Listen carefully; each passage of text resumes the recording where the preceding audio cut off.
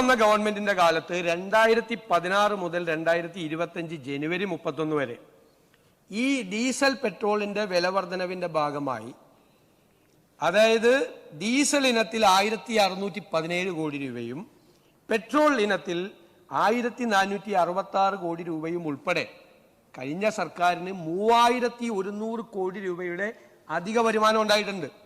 ഒരു രൂപ കുറച്ചിട്ടില്ല.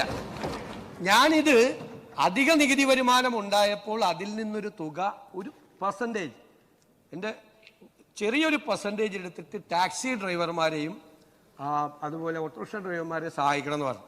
അന്ന് ധനകാര്യമന്ത്രിയായിരുന്ന ശ്രീ തോമസ് ഐസക് പറഞ്ഞ മറുപടി സഭാരേഖകളിലുണ്ട്.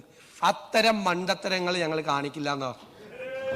നികുതി കുറയ്ക്കുന്ന ഇവിടെ ഈ റെക്കോർഡിൽ എനിക്ക് എൻ്റെ മനസ്സിലുണ്ട്.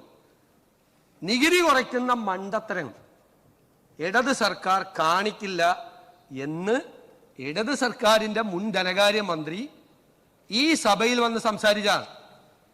അപ്പൊ എന്നോട് മണ്ടത്തരം ചെയ്യാൻ വേണ്ടിയിട്ടാണോ മുൻ ധനകാര്യമന്ത്രി എന്നെ ഇപ്പൊ ഉപദേശിച്ചത്?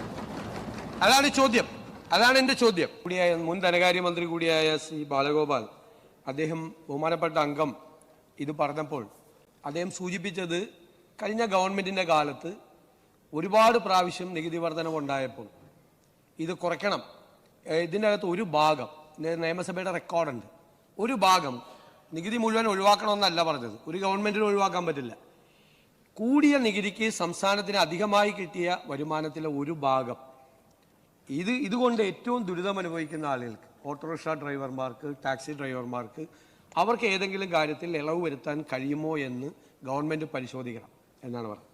ഞങ്ങളത് പറയാൻ കാരണം, അതിനു മുൻപ് അധികാരത്തിലിരുന്ന ഉമ്മൻചാണ്ടി സർക്കാർ പെട്രോളിന് 4 തവണയും ഡീസലിന് 2 തവണയും അധിക നികുതി വരുമാനം ഉപേക്ഷിച്ചിട്ടുണ്ട്.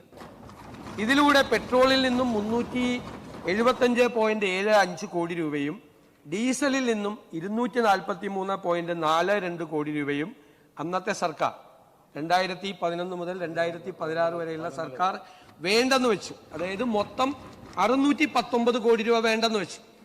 ആ പശ്ചാത്തലത്തിലാണ്